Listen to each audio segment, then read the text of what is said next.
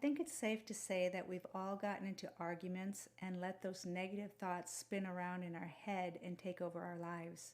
We go to bed with those negative thoughts, we wake up with those negative thoughts, we eat our dinner with those negative thoughts. Today, I would like to share with you 5 ways that we can quickly get rid of those negative thoughts. Welcome back to my channel. My name is Mona Friday. I teach breathwork, emotional intelligence, and effective communication. So I wanted to share this with you simply because I had a situation like this happen this week. And thankfully, I know these techniques, so I was able to stop those thoughts, but first they exhausted me. I spent 3 days just totally exhausted from this conversation that I had had. The 5 steps that I would like to share with you today are, first off, that self-awareness. Notice that you're having them. And then you're going to take a cleansing breath or two to just get back into your body. And then we'll do like a 3-count breath work with affirmations to help get yourself out of that ego and back into your body. And number 4, just doing some more breath work with a mantra or an affirmation, whatever you'd like to call it. And then finally 5, do some visualization. Now there has been a whole lot of study from the HeartMath Institute that shows that there is 5,000 times more electromagnetic energy coming from your heart than your mind. So it is much better to solve a problem coming from that heart space.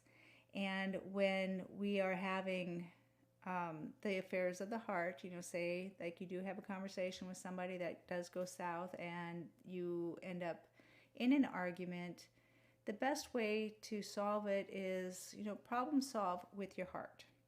So let's imagine that, I'll just walk you through my situation. I had a conversation with somebody, it didn't go well, and the next day I'm noticing I'm just so exhausted. I was so tired, and I noticed my thoughts. It's like, oh, I'm still thinking about that conversation, and I'm having more conversations in my head thinking about what I should have said, what I could say next, and just mean hurtful things to go, throw back at that person that I was talking with. And but again, noticing those negative thoughts, and that is not me. I am not a negative person, and that person was triggering some old behaviors in me. And anyway, since I was able to notice that I had the thoughts, then I went into my cleansing breath work. I went ahead and I took in 3 cleansing breaths where you're breathing in through your nose and then out through your mouth. And this just kind of,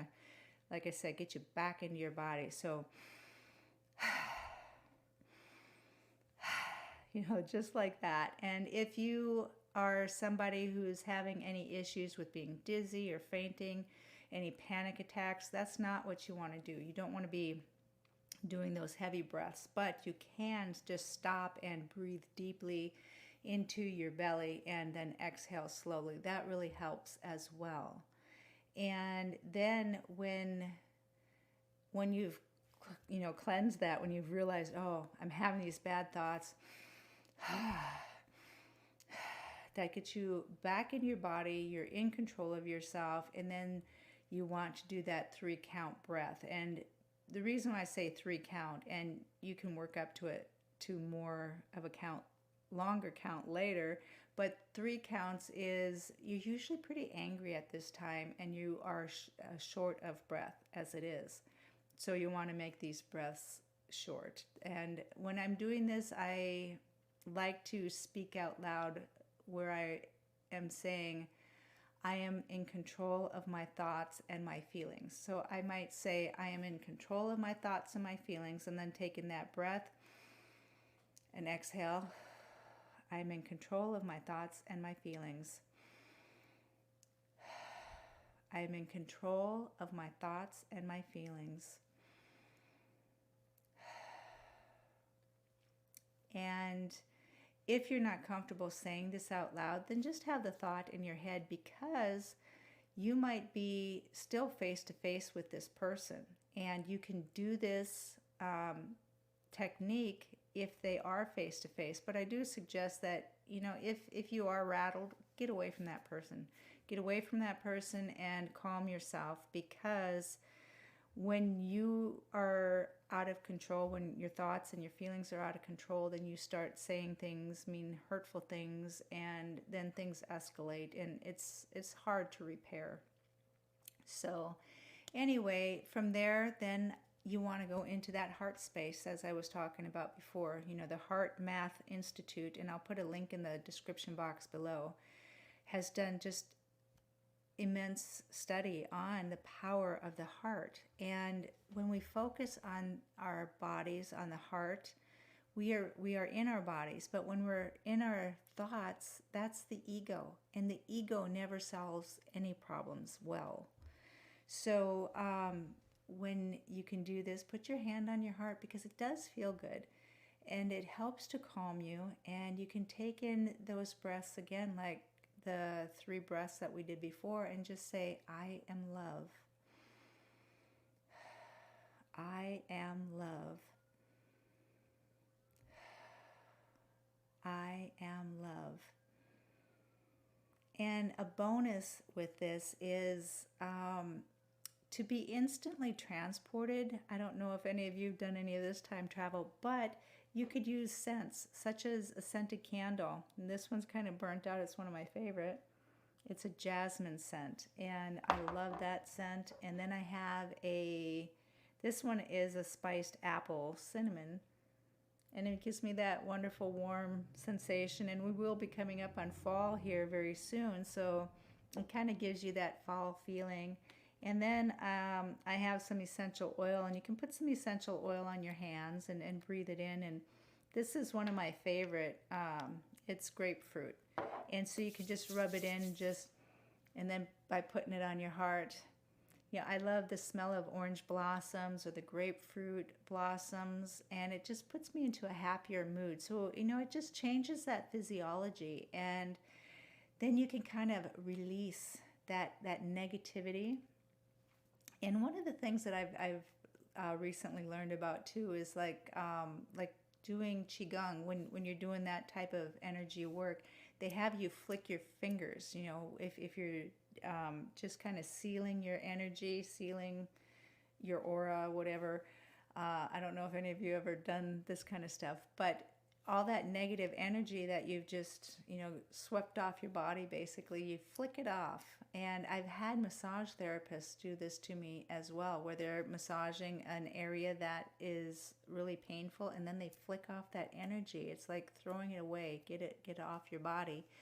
So that, like I said, is a little extra bonus, but be careful with scents. Again, you don't want to overdo it, because that can cause a headache, and some scents can trigger negative reactions. So use them wisely and do your own research on that.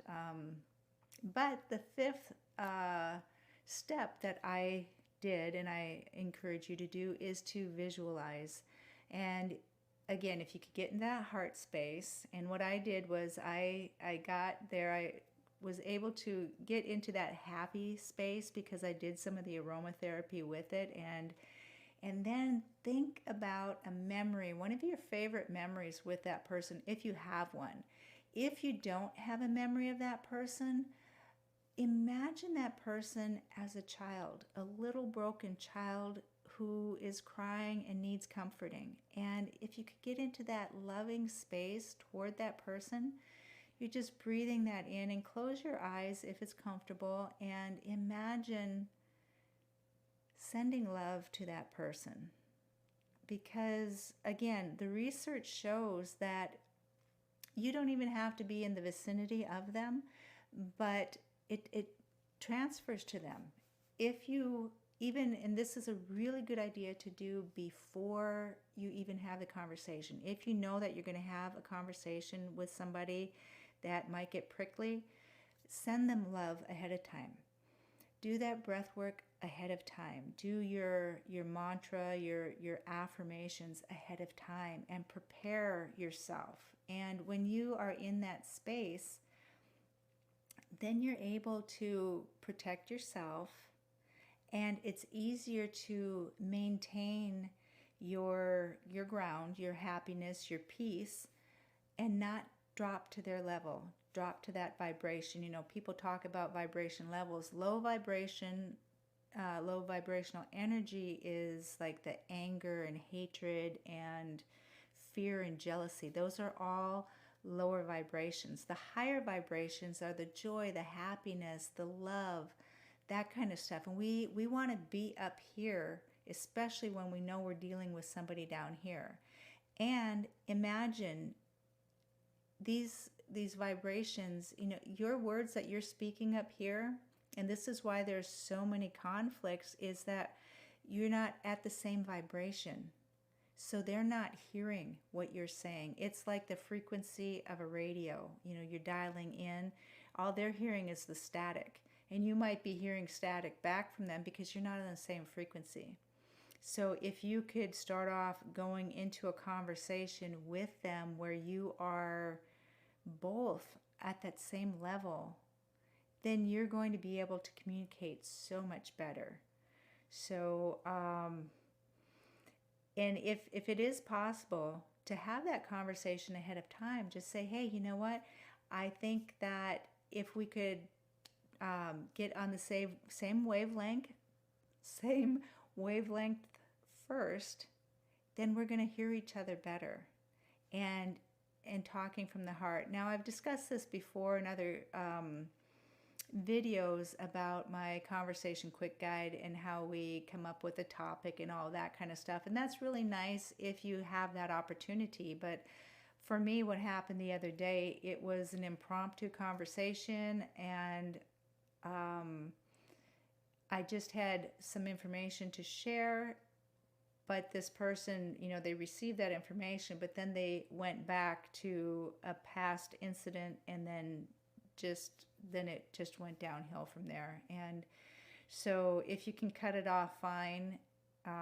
And one thing too that I do want to stress is there have also been studies. I'm a study person, a research person, a science person, on they say that there's like 25% of the population have narcissistic tendencies. So we've been hearing more about narcissists and sociopaths, people who don't play well with others, people who don't have good social skills, and who really lack emotional intelligence. So I am a person who is constantly trying to better myself. You know, I meditate, I do my breath work, I take classes, I do therapy, I do whatever I can to become my best self, because I feel better when I have good relationships, when I have great conversations with people, when I feel like I can help people. However, there are people out there who, they don't get better with age, they get bitter with age. And they're grumpy, they don't want to listen to anybody, their health ends up going south because, again, when we are in that negative mindset, we are tapping into all those negative hormones, the cortisol, the adrenaline. It's just rushing through our bodies. And if we're in a chronic state of unhappiness, then the stuff is swimming through our bodies. And when we can be in a state where we're happier and we have that joy and we have that peace, then we have those positive hormones, you know, the serotonin and the dopamine that just fills up our bodies, and we're healthier people. So if you're dealing with somebody who isn't working on themselves, who isn't doing their best, they are never going to hear what you have to say. So it is a codependent behavior if you are always adjusting your behavior, you're setting the mood, you're trying to make things peaceful at home so that this person doesn't come home and freak out on you. That's codependency. And you want to really limit your interaction with those types of people because they're not interested in really what you have to say. They're just set in their ways. They've got some probably mental health issues that need to be dealt with, and they're always in their ego. And I can probably guarantee they have health issues because they're in this chronic negative thought space. So just really take a look at what you've got going on and who's around you. Surround yourself with those good people. And also, sometimes you start to question yourself because these people also are very good at gaslighting. So just keep in mind too that birds of a feather flock together and misery loves company. So if you've got a few people over here who are really tearing you up, tearing you down, look at the rest of the group, the rest of the people in your life. If you've got 100 people over here who just sing your praises and who love you and you communicate really well with, and then you've got a few people over here who are just mean and nasty and just tear you down, you've got to believe the 100 people who are supporting you. And the reason that these people are coming together is because, again, that misery loves company. They're getting some sort of reward out of complaining to each other, and then they've got their scapegoat that they attack, and that is what their life is all about. So it's so important to avoid those kinds of people. And be careful also to not be that kind of person, because if you are, you're not going to live a healthy, happy life.